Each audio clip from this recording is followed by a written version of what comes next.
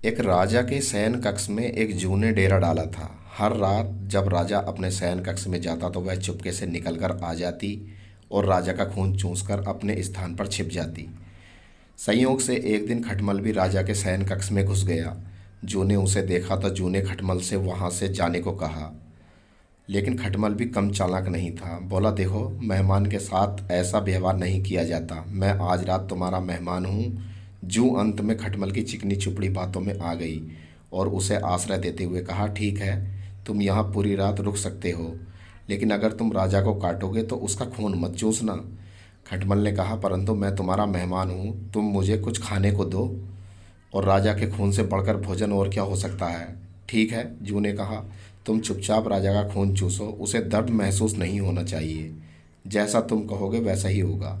खटमल कहकर राजा के बेडरूम में आने का इंतजार करने लगा। रात को राजा वहां आया और बिस्तर पर सो गया। उसे देखकर खटमल सब कुछ भूल गया और राजा को खून चूसने के लिए काटने लगा। इतना स्वादिष्ट खून उसने पहली बार चखा था, इसलिए उसने राजा को जोर से काटकर उसका खून चूसना शुरू कर दिया।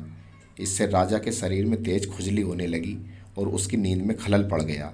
क्रोध में उसने अपने नौकरों से खटमल को खोजने और मारने के लिए कहा। यह सुनकर चतुर खटमल पलंग के पांव के नीचे छिप गया, परंतु चादर के कोने पर बैठी जूं राजा के सेवकों की दृष्टि में आ गई। उन्होंने उसे पकड़ा और मार डाला। यह कहानी एक महत्वपूर्ण सीख भी देती है कि हमें अजनबियों की बेहुदा बातों में आकर उन पर भरोसा नहीं करना चाहिए, बल्कि उनसे सावधान रहना चाहिए।